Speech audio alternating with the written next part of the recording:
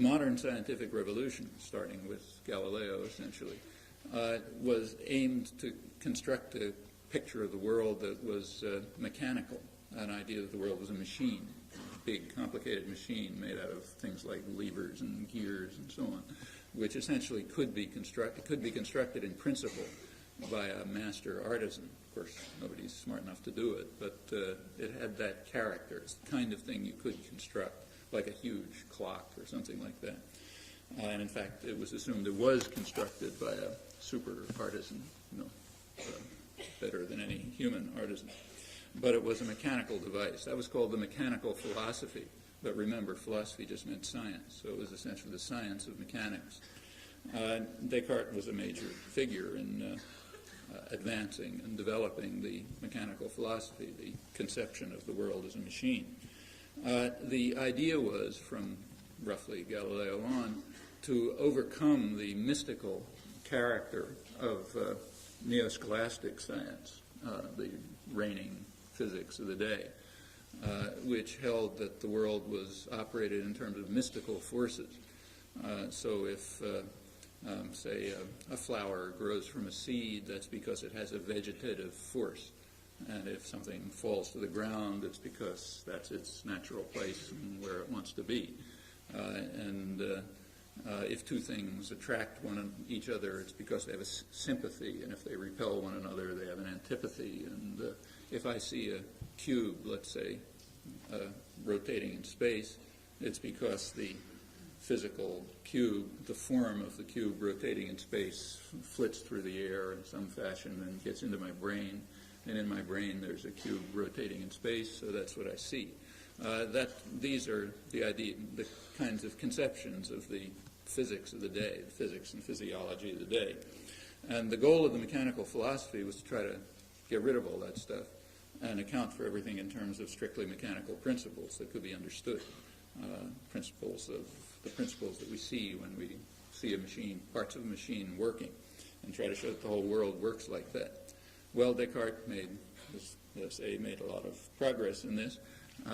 He extended the mechanical philosophy to, he thought he extended it to the biological world, to a good part of human nature.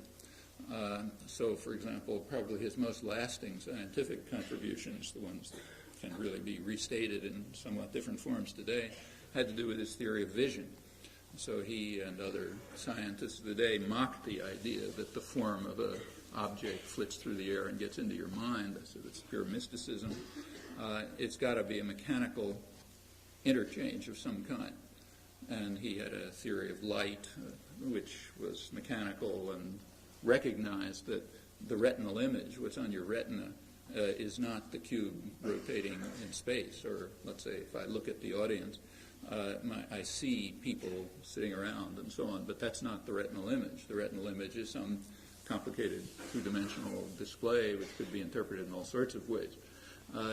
Descartes recognized that what you see must be a construction of the mind, has to come from the inside, in the terms that were used by later philosophers working on this.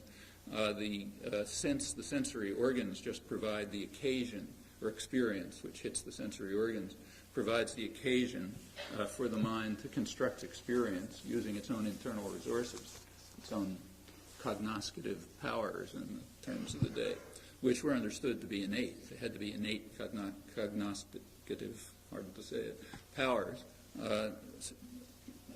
properties of the mind, which somehow use the occasion of sense to create what you see, a cube rotating in space, people walking down the street, people sitting in front of me, whatever it may be. It was also understood, as I say, that this was innate. So, for example, Descartes was struck by the fact, he didn't do the experiments, but if he did the experiments, they would come out the way he imagined. Even Galileo didn't do most of the famous experiments. He mostly imagined them. They're thought experiments. Some of them are physically impossible, in fact.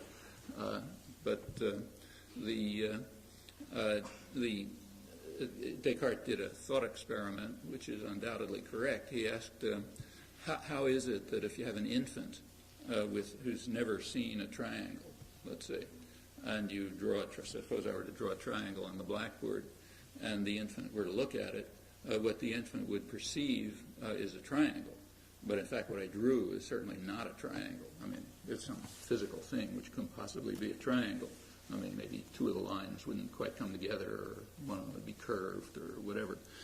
So why is it that the infant perceives a triangle, maybe a distorted triangle, and not a perfect image of exactly what it is? Why is that the case? And if you do experiments now, you find that is the case. Well, his conclusion was that it must be that the innate structure of the mind is based on principles like those of Euclidean geometry. And on the occasion of sense, the mind simply constructs a triangle, and whatever the sensory object is seen as some distortion of what the mind constructs. All of this is, and then he had theories of how the sensory image gets into the mind, which constructs those things and so on. Mechanical theories, which we wouldn't put in quite those terms today, but can be restated in modern terms without very dramatic change apart from the mechanisms. All of this is quite plausible, and in fact apparently true in a modern reformulation. And modern neurophysiology and perceptual psychology is giving sharper accounts which are roughly of that kind. Descartes pursued this as far as he could. He wanted to see how far you could go in giving a hypothetical account of the way the world could be a machine, up to things like human sensation and perception. And he concluded that you could go quite a long way, but that some things were left out. What was left out primarily was acts of human will, which he said are our most noblest possession, the only thing that's truly human. So there was a lot of interest in those days in automata, just as there is today. The automata at that time were complicated devices, that were made by master artisans and did all sorts of amazing things. And the question naturally arose, what's the difference between a human and an automaton, if there is any? And Descartes argued that this is precisely where the difference would lie. In fact, for him, it was the difference between humans and automata, and also between humans and animals, which were automata. The difference lay in acts of will. So in the case of a machine, an automaton, if you set its parts in a certain arrangement and you have some external input, the machine is compelled to act in a certain fashion, has no choice about the matter. It could be random, but it's either going to be random or determined. On the other hand, if you take a human being and its internal parts are arranged in a certain way and it has a certain sensory experience, it may be, as they put it, incited and inclined to act in a certain manner, but but it's not compelled to do so. It could act in a different manner. So if somebody were to walk up here with, an assault rifle or something and order everyone to stand up and say, Heil Hitler or something, and if you took him seriously, it's very probable that everybody would do it. You'd be incited and inclined to do it. But we all know that there is a choice. You might decide to get killed, let's say, because you don't want to do it. And those things are not determined. There's no mechanistic determination of that. If we know that as well as we know anything at all. And that is kind of irreducible, phenomenal knowledge, experience. And Descartes argued that that's the crucial difference between humans and animals. Incidentally, we have no reason to doubt that at the moment. Anyhow, that's the Cartesian argument. The most striking example that he offered was, in fact, language use. He pointed out that ordinary use of language, I don't mean writing poetry or anything, just talking to your friends at a bus stop or whatever, ordinary use of language has a kind of creative aspect. It's unbounded. People are always saying new things that were never heard before in their experience or maybe in human history. They don't know that they're new. There's no way of knowing whether a sentence that you just heard is one you've heard before. It's impossible. So ordinary human interchange with language is constantly innovative and productive and unbounded. In fact, it's infinite in a technical sense. On the other hand, it's also undetermined.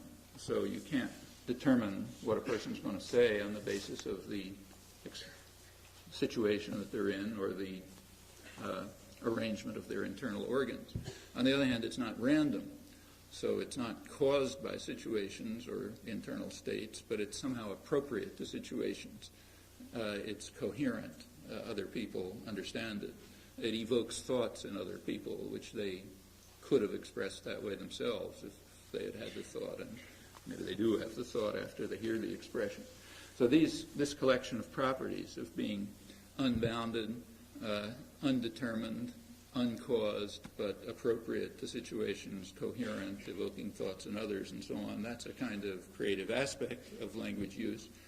And Descartes argued that that's the striking difference between humans and automata.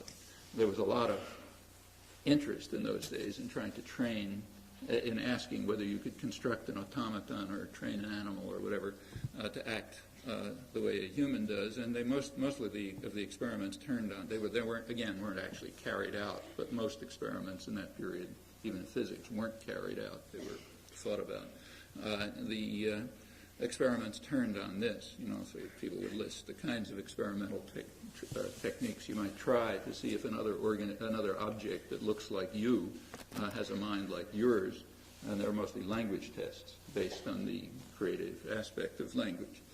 Well, in order to deal with these apparent facts, and we have no reason to doubt that they're facts, in fact, they seem to be facts, in order to deal with that, Descartes had a problem. You couldn't incorporate this within the mechanical philosophy, so it wasn't a matter of gears and levers and so on. So he was forced to invent a new principle, which is standard science, incidentally. If something isn't explained by the principles you have, you construct a new principle. The new principle is what he called mind.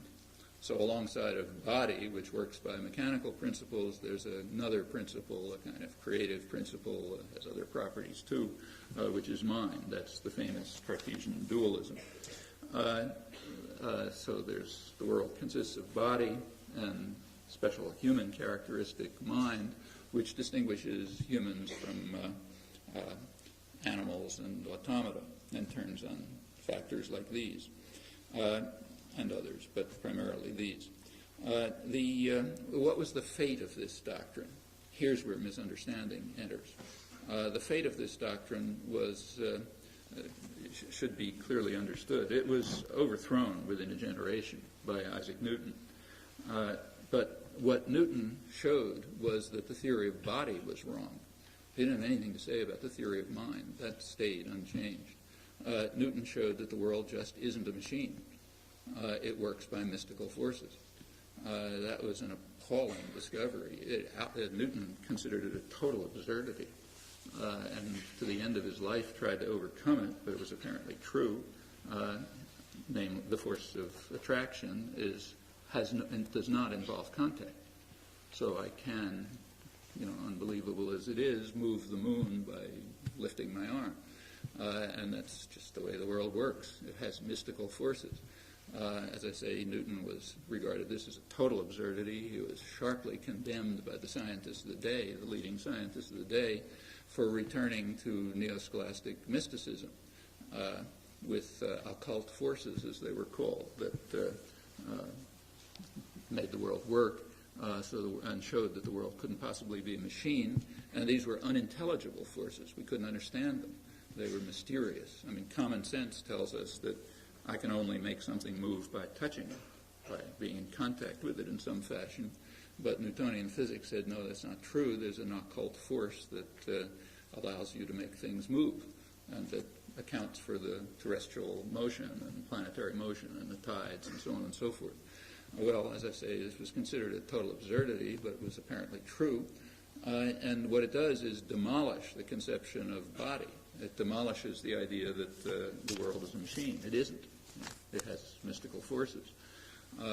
It's common these days to ridicule the Cartesian idea of the ghost in the machine. The mind's a ghost inside the machine, but that's misunderstanding. What was exorcised was the machine, not the ghost. The ghost stayed where it was. It turned out the world was not a machine. There are no machines in the sense of our common sense understanding. And the mechanical philosophy, the physics of the day. So that goal was undermined. It turns out the world is indeed unintelligible to us. We have to accept the existence of mystical forces. We can try to develop an understanding of their principles, and doctrines about them, and so on, but they're not intelligible to human understanding, and the mind stays where it was. These ideas were more, this was, like I say, a kind of an outrageous discovery. Newton tried to overcome it to the end of his days. Well into the 20th century, physicists were still trying to construct some kind of mechanical conception of the universe. By now that's finally been abandoned totally, and people are accustomed to even more mystical notions like fields, which are mathematical objects but still interact with one another, electromagnetic forces, a conception of space and time which eliminates any notion of solidity or, in fact, all of common sense is just gone. It's not even considered relevant at this point. Yes, the world is unintelligible to our common sense, but that's just the way it is. We do the best we can in trying to construct doctrines about it.